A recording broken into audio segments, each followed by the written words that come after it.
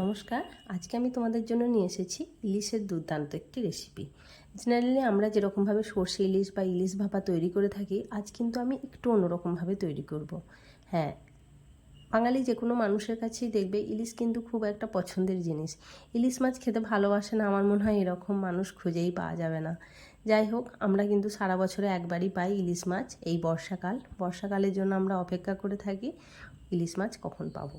দেখো, মাছটা কিন্তু বাজার থেকে কাটিয়ে নিয়ে এসেছিলাম, আর মাছটা বেশ বড় সাইজের ছিল। এখন ভালো করে মাছটা ধুয়ে পরিষ্কার করে নিয়ে দেখতে একটু সুন্দরের জন্য, খুব সুন্দরভাবে তোমাদের কাছে প্রেজেন্টেশনের জন্য আমি খুব সুন্দর করে মাছটা সাজিয়ে নিয়েছি। এখন দেখো, এটা কিন্তু আমি একটু কাগজি লেবুর রস আর পরিমাণ মতো লবণ দিয়ে একটু মাখিয়ে নেব।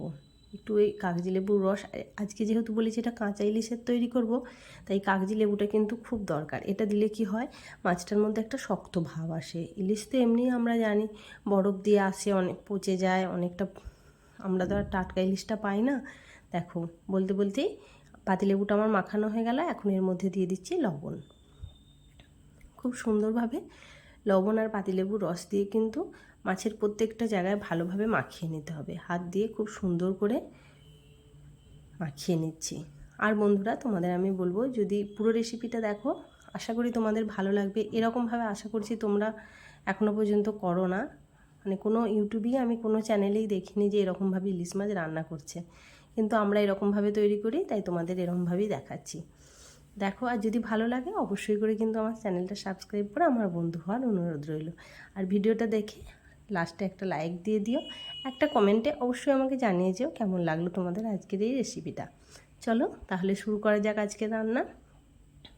এখানে দেখো, আমি সাদা সর্ষে আর কালো সর্ষে দুটো কিন্তু মিক্সড করে কিছুক্ষণ, এই 5-10 মিনিট আগে একটু ভিজিয়ে রেখেছিলাম।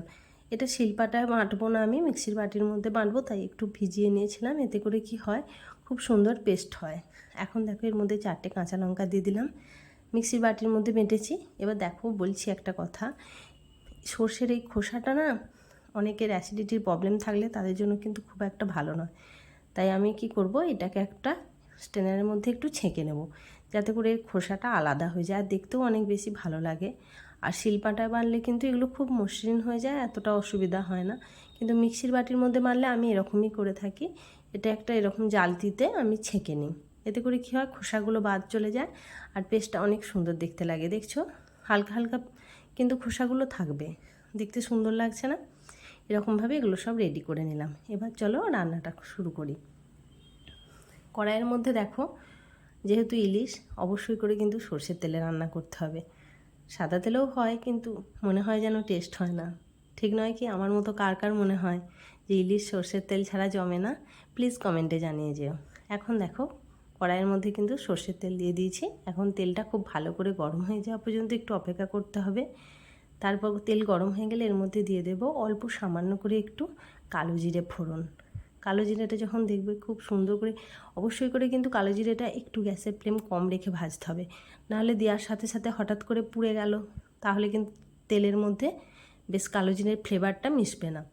গ্যাসের ফ্লেম হালকা কম রেখে আস্তে আস্তে করে কালো জিরেটা ভাজবে, এতে করে দেখবে সর্ষের তেলের মধ্যে কালো জিরের ফ্লেভারটা খুব সুন্দরভাবে মিশে যায়।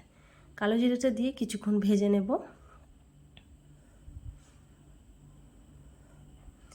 এবার দেখো, এর মধ্যে দিয়ে দিচ্ছি বড় সাইজের 2টো টমাটো। টমাটো কিন্তু আমি মিক্সির বাটির মধ্যে নিয়ে একটু পেস্ট তৈরি করে নিয়েছিলাম। পেস্ট তৈরি করে নিলে কি হয়, খুব সহজেই এটা গলে যায়।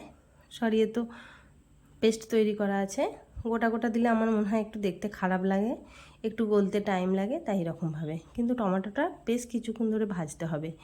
দেখবে কাঁচা টমেটো তো, তাই অন্যান্য মশলাগুলো কিন্তু সাথে সাথে দেওয়া যাবে না। যখন দেখা যাবে টমেটোটা ভাজতে ভাজতে সুন্দরভাবে বেশ তেল ছেড়ে দিয়েছে, তখন বুঝতে হবে। দেখছো কত সুন্দর শুকনো শুকনো হয়ে গেছে? এখন দেখে বুঝতে পারা যাচ্ছে হ্যাঁ, টমেটোটা ভাজা হয়ে গেছে। কালারটাও দেখবে একটু অটোমেটিক চেঞ্জ হয়ে আসে। আর এরকমভাবে তেলে যদি টমেটো ভাজা হয়, কিন্তু রান্নাতেও খুব সুন্দর কালার আসে। টমেটোটা ভাজা হয়ে গেলে দেখো, এর মধ্যে দিয়ে দিচ্ছি অল্প করে 1/2 চামচ একটু জিরে গুঁড়ো, আর একটু পরিমাণ মতো হলুদ দিলাম। আমি এখানে 1/2 চামচের থেকে একটু বেশি হলুদ গুঁড়ো দিলাম। এখন খুব ভালো করে ওই জিরে গুঁড়ো আর হলুদটা একটু ভেজে নেব। ভেজে নেওয়ার পর এর মধ্যে দিয়ে দেব সর্ষে বাটাটা। সর্ষেটা কিন্তু আমি 2 রকম সর্ষে নিয়েছিলাম, সাদা সর্ষে নিয়েছিলাম 1 চামচ আর কালো সর্ষে নিয়েছিলাম 2 চামচ। এরকম অনুপাতে। আসলে কি কালো সর্ষের ফ্লেভারটা মানে টেস্টটা খুব বেশি আসে, ঝাঁঝালো ভাবটা কালো সর্ষের মধ্যে খুব বেশি থাকে।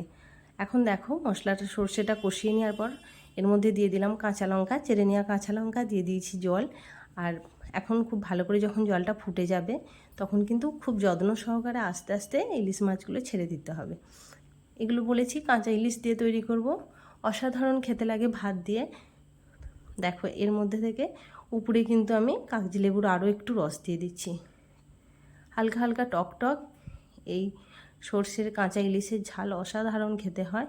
আমার মতো করে এরকম করে তোমরা একবার হলেও বাড়িতে বানিয়ে দেখো, তারপর আমাকে জানিও অসাধারণ লাগে। আর ফ্লেভারটা একটু আসার জন্য উপর থেকে কয়েকটা চেড়ে নেওয়া কাঁচা লঙ্কা দিয়ে দিলাম। এখন গ্যাসের ফ্লেম কম রেখে এটা একদম রান্না হতে দেবো 15 থেকে 20 মিনিটের জন্য। সুন্দরভাবে রান্না করে নেওয়ার পর কাঁচা লঙ্কা দিয়ে কিন্তু উপর থেকে এটা ঢাকা দিয়ে রেখে দেবো কিছুক্ষণ। খুব সুন্দর কাঁচা লঙ্কার ফ্লেভারটা ধরে যাবে। দেখো তাহলে রেডি হয়ে যাবে আজকে আমাদের ইলিশের কাঁচা ইলিশের তেল ঝাল। অবশ্যই করে ভিডিওটা ভালো লাগলে একটা লাইক দিয়ে দিও, কমেন্ট করো, শেয়ার করো, প্লিজ সাবস্ক্রাইব করো, আমার বন্ধু হওয়ার অনুরোধ রইল।